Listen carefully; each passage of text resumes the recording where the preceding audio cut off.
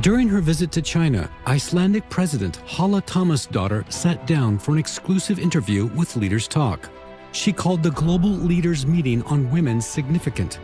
This is not only important for China, I think it's important for the global states.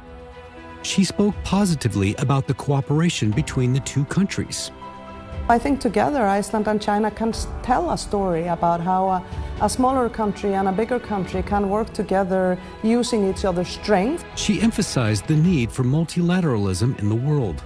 We are interdependent as people, as countries, as regions in this world. Exclusive interview with Icelandic President Halla Tomasdottir coming up on Leaders Talk.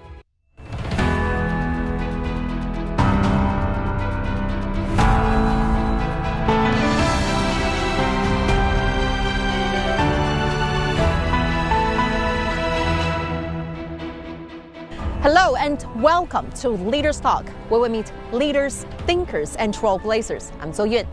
Our guest today is Iceland's President Halla Tomasdottir, who was in Beijing to attend the Global Leaders Meeting on Women. So how does she evaluate China's contribution to the global women's cause? China and Iceland will celebrate the 55th anniversary of diplomatic relations next year. So how does she envision the development of bilateral relations and the deepening of future cooperation? Let's seek all these answers from our conversation with her. In 1995, the Fourth World Conference on Women was held in Beijing. The conference adopted the Beijing Declaration and the Platform for Action, marking a milestone in the development of women's causes worldwide. 30 years later, in October 2025, the Global Leaders Meeting on Women convened in Beijing, bringing together representatives from all over the world to once again focus efforts on accelerating the comprehensive development of women. On October 13, Iceland's President Halla Tomasdottir took the stage at the summit. We all want to be seen, valued, and heard. In her speech, President Tomasdottir highly praised China's significant contributions to the promotion of global women's causes. China's achievement in advancing gender equality and green energy are an important reminder that change is possible. Let us carry that lesson forward. In a world marked by uncertainty, conflict, and accelerating climate breakdown. Madam President, thank you so much for joining us on Leaders Talk. It's my pleasure and honor to be here. Participating in the Global Leaders Meeting on Women and coming to Beijing, which is the city that adopted the Beijing Declaration and Platform for Action in 1995, which we heard had been a great inspiration for you for many years. So how do you feel, and what were your major takeaways and insights from this meeting? Yeah, I'm so honored to be invited to be here 30 years after the world's first female president was elected in my country and came here 30 years later. I am here as the second female president of my country, Iceland. Gender equality to me is about sustainability, it's about peaceful coexistence, it's about sharing power between big and small countries. I think this was an important moment, and to me the issue of gender balance and gender equality has always been at the heart of my agenda. So for me to be here was a great honor. So as the pioneer of gender equality, we're on that front. What kind of advice can Iceland share with the rest of the world? And it is relatively well known that Iceland leads the world when it comes to closing the gender gap. But what is important to me, and always has been, that we share our learnings and lessons with the world. And why I have been so passionate about closing the gender gap is that if you truly want to be a powerful country, if you truly want to unlock the full potential of what we have within a country or within a company or within the world, you want to help everyone to matter. And that's how you become truly strong as an economy. It's smart economics to me, and it's also a very clever way to build a society that doesn't just compete but also cares for its people and its shared home, the planet. And this to me is the heart of gender balance. Yesterday at the opening ceremony, President Xi delivered a keynote speech in which he made 4 proposals to accelerate the process of women's all-round development. So how do you think those proposals will inject new impetus into the global cause of women's development?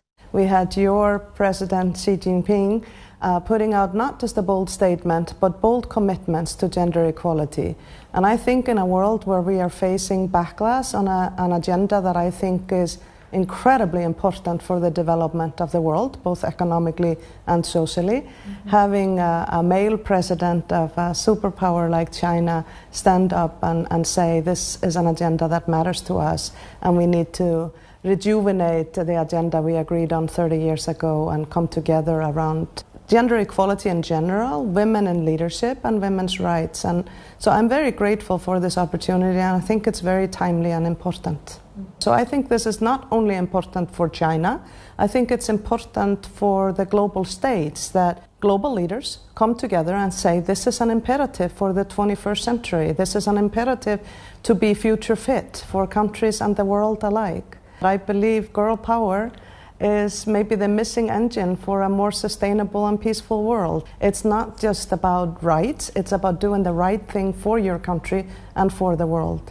So I don't think this is just a nice to do or a small imperative. I think it may be that goal 5 of the sustainable agenda to really empower women and girls everywhere holds the key to delivering the full sustainable agenda. I see it as that critical. The key to a livable world, I sometimes say. Your speech at the opening ceremony, you spoke highly about China's achievements in lifting millions of people out of poverty, as well as advancing gender equality and green energy. And you have called them these achievements as important reminder that change is possible. Yes. So, Madam President, we're really curious to know which of these advancements in China's modernization process and development looks the most inspirational to you? It's easily framed as I think we are facing 2 massive crises that are interdependent. One of them is the climate emergency and the fact that we have reached or surpassed the boundaries that keep our planet in balance on so many fronts. That's a real emergency. And the other emergency I believe we're facing is inequality. And on both fronts, China has made remarkable strides forward. If you think about lifting, it's hard even for a president of a small country population-wise like Iceland to imagine what it takes to lift hundreds of millions of people out of poverty. But you have achieved that. You've also made great advances in clean energy, particularly solar and wind, and you have just as a country come to the climate conversation during UN General Assembly and made the bold commitment to peak emissions in 2030 and to reduce it by 7 to 10% by 2035. So you are showing up for the global challenges, I would say, while also taking care of the challenges at home. So I think we should realize that all of us, that when China sets an ambitious goal, you seem to be quite good at executing against it and sometimes even do a better job. And I have high hopes that China is, with the commitments that your president made yesterday. Earlier today, before our interview, and a very important meeting between President Xi and you was held, and both sides exchanged ideas on some of the most pressing issues concerning bilateral ties. So how was the meeting, and what were your major takeaways from this meeting with President Xi? It was a wonderful meeting, as was the great honor I had to sit next to President Xi and his wonderful wife, Madam Peng, yesterday for luncheon after the leaders' meeting.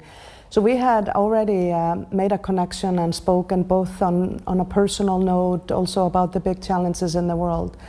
This morning I'm quite pleased to say that some of the stories I had heard about President Xi Jinping visiting Iceland early in his career, and this is a big country. We are a tiny country, but we have a big heart, and it really speaks to our heart when people recognize the natural beauty, the aurora borealis, the fact that we have something to offer to a big country like China.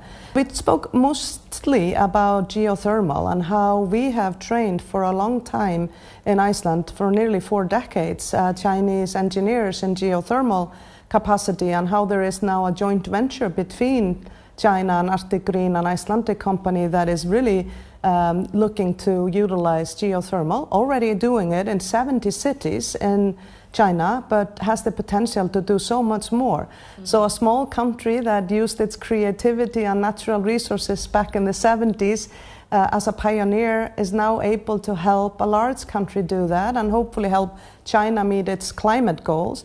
But also, I think together Iceland and China can tell a story about how a smaller country and a bigger country can work together using each other's strengths. So perhaps our two countries together can also help other countries get inspired about what is possible when it comes to the green transition. This year actually marks the 30th anniversary of Icelandic embassy here in Beijing. That's right. Which is the first foreign mission in Asia. And also next year, 2026, will mark the 55th anniversary of diplomatic relations between our two countries. That's so, Madam right. President, how do you envision taking the opportunity of this milestone to further enhance the pragmatic cooperation between the two sides? I shared the story earlier that your president have visited Iceland and it left an impression on them. I think for those of us who have the honor and opportunity to visit China, it leaves an impression on us.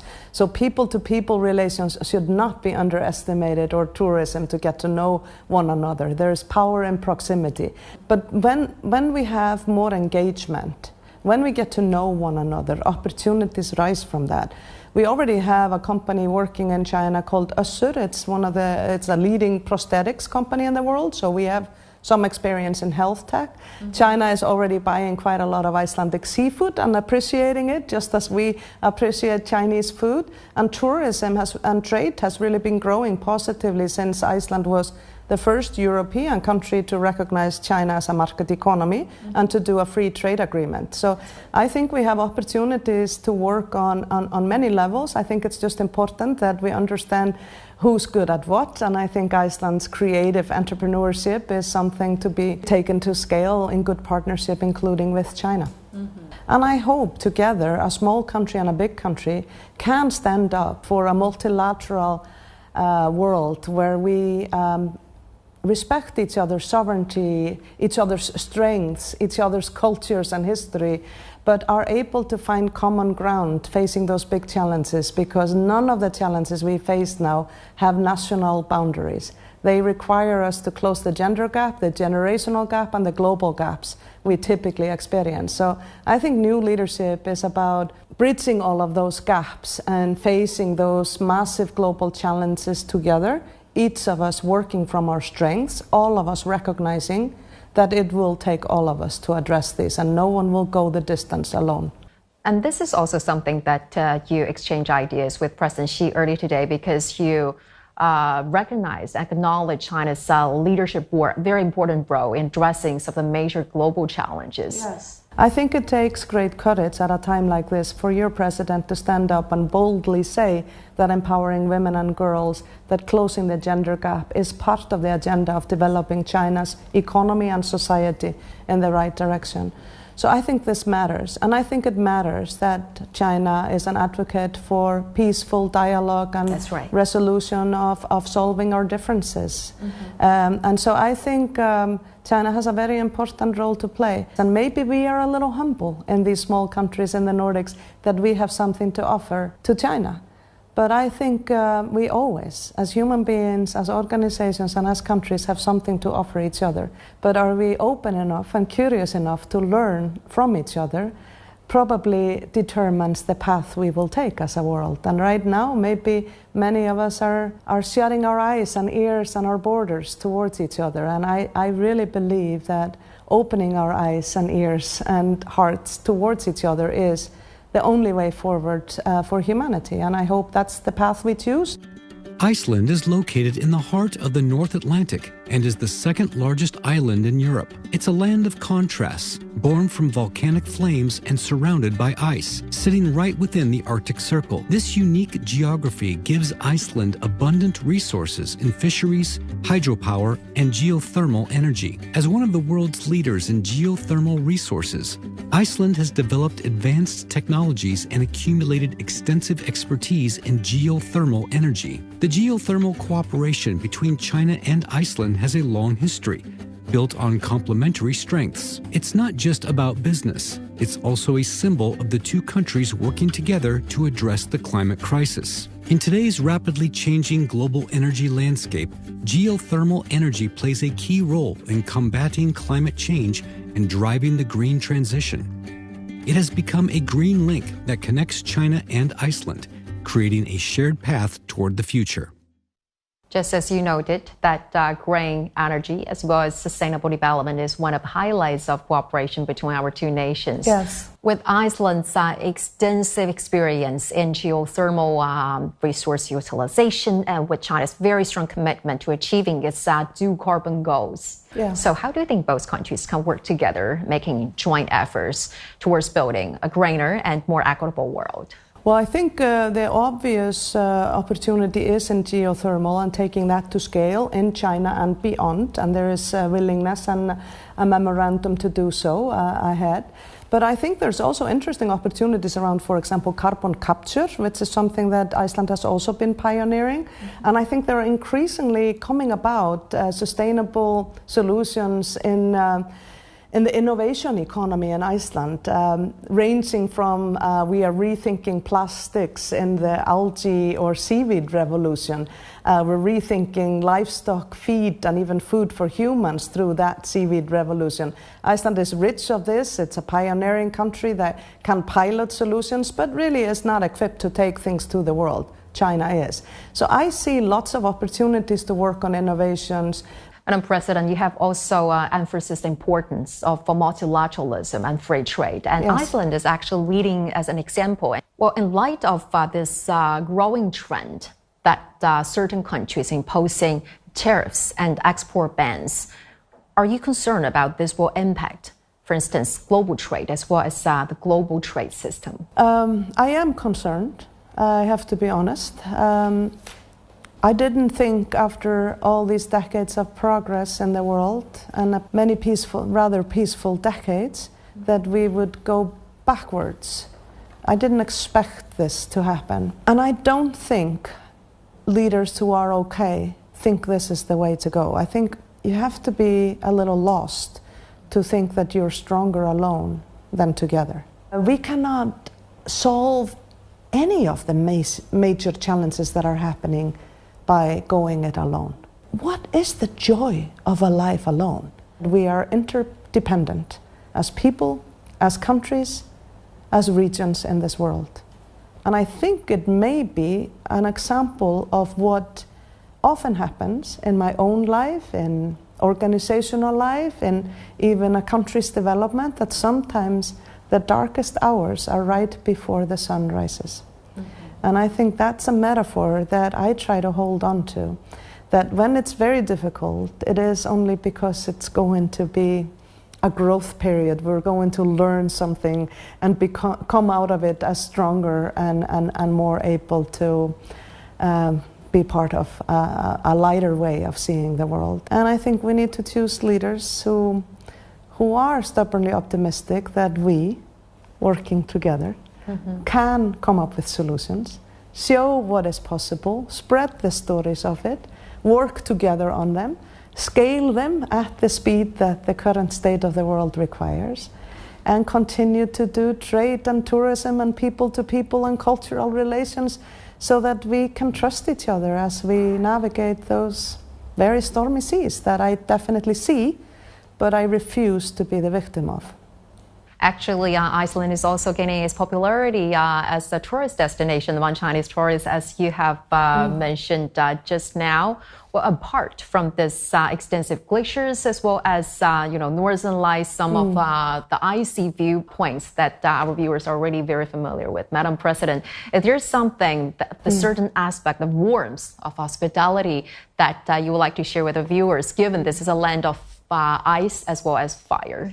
We certainly are a land of ice on fire, and we've noticed that our Chinese guests have really enjoyed the northern lights sitting in a hot tub. So that seems to be like the perfect combination, and after being up on a glacier is a perfect day. Yes. But I would say that just as I find being here in China, it is the warmth of your people that grabs my heart. I would say the same about the Icelandic people. We are open-hearted, well-educated, friendly, generous people. We also, like here in China, enjoy a good cuisine.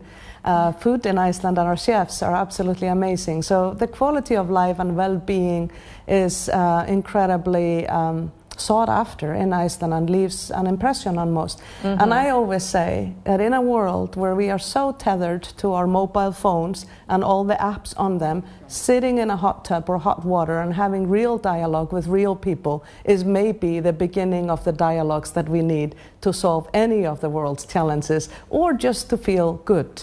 Because human-to-human interaction, heart-to-heart, right, without the screens, is probably a prescription for well-being. So I say visit a local geothermal swimming pool and meet the people of Iceland and have conversations, and I think you'll find an open-hearted person wherever you go. We have to label as President's recommendation. Yes. For Chinese tourists, well, particularly. There's a long list. An active volcano might be on the list as well, because we certainly have had series of them. But that's nothing to worry about. We are very good at reacting to the natural wonders of Iceland. We will continue to welcome Chinese guests to our country, and I hope more Icelanders will come and get to experience China. That's right. In real life, because I think that's always different than from what you can see from far. Exactly. So coming here this time to Beijing, instead of seeing from afar, how do you feel? Because you went to the Forbidden City. Yes, I did. Earlier today, and we heard you have an extremely demanding schedule here. So how do you like the cultural environment, and what impressed you the most about visiting the country this time? I had only been to Shanghai before, so it's the first time in Beijing, and I have always loved your food and your culture, and of course you have incredibly rich history. I think going to the Forbidden City today, what left an impression on me were all of the symbolism about harmony and peace and serenity, all of the things that I think we have somewhat lost in the world today. So at the risk of sounding too spiritual, I felt like in the Forbidden City there were symbolisms that spoke to me that go so far back that thousands of years ago, right. That maybe technology has it's given us so much, technology, and made us so close in some ways. The world is kind of borderless in a way because of technology. But it has taken away from us what I think every human being needs. Human connection. Connection to something that is bigger and grander than you yourself. Connection to nature, the beautiful old trees, some of them 300 years older or more, in the Imperial Garden left an impression on me. And so I think if there's a way that we can find a more meaningful way, each of us as individuals, as countries, and as a world, to connect to some of these old wise principles, I think maybe we will find our way through the challenges of this time and come out on the better side of humanity. Well, I'm really impressed and glad to hear that those ancient Chinese wisdom and values of harmony, of benevolence, of peace actually resonate with you during your trip this. Maybe we need more ancient wisdom. And I think in some ways, in many societies, we also sideline the wisdom of older people and some of the ancient wisdom as well. And so we are so busy running on the hamster wheels of the now that we're neither able to connect with our roots nor the future that we can co-create if we can just be a little more present with what is the right thing to do. Just a little bit follow-up on our trip here. What is your favorite Chinese food? Your favorite Chinese cuisine? Can I tell you that I just had Kung Pao chicken for lunch? But actually it probably would have to be Peking duck. I really, really like that. But I like all of the Chinese. I love dumplings. I love so many things about Chinese food, the presentation of the food. Yes. I like Chinese passion and sense of style, and the Chinese history has always been very impressive to me. I think it's hard for us younger countries, even with the rich history that Iceland has, to even get our head around all the history that we saw in the Forbidden City this morning, for example. President Tomasdottir, before becoming president, you had extensive experience spanning entrepreneurship, teaching, human resource management, etc. So how do you think your background in private sector, along with your focus on creativity as well as entrepreneurship, translate into your leadership and the priorities of being a president? I think I take a whole of society approach to most things because I have such a diverse background. And I think the challenges we are facing right now require a whole of society approach. I don't think any of the challenges we face can be solved by government alone. But government needs to set the guardrails, the rules of how business is conducted, how society is operated, and align the incentives with the future and not the past. I think we all have a role, and I try very hard in my role to bring people together across divides. And I think most of the challenges we are dealing with, from AI to climate change to closing the gender gap, they require government, private sectors, and citizens alike to both enact new policies, to shift norms, and to shift our own views and mindsets about the kind of world we want to leave for the next generation. So I really think that having a broad range of experiences serves me well, even if it is a bit surprising for my role to have an entrepreneurial background, to have worked in different countries, etc. I think it serves me well. Madam President, that is a great pleasure talking to you. Many thanks for sharing with your very inspiring insights. Greatly appreciated. Thank you very much. And maybe just express my gratitude for the warm welcome I have received here in China. I don't take that for granted, and I'm quite honored by it. And I think I can almost sense that there is this mutual respect for each other in spite of size, and I think there's something really, really beautiful in that, and I hope to build on that to further support our positive bilateral relations and hopefully find ways where China and Iceland together, China and the Nordics together, can make a difference in a bigger world facing big challenges.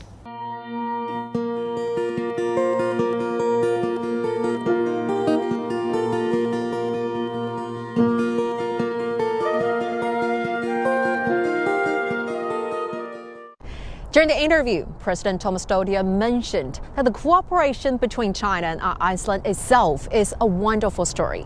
The fruitful results achieved in bilateral relations fully proved that countries with different national conditions can overcome differences in social systems and achieve mutual benefit as well as win-win outcomes. And we look forward to strengthening exchanges and deepening cooperation between China and Iceland, bringing more benefits to the people of both nations. With that, we're going to wrap up this edition of Leaders Talk. I'm Zoe reporting from Beijing. Thank you for watching and see you next time.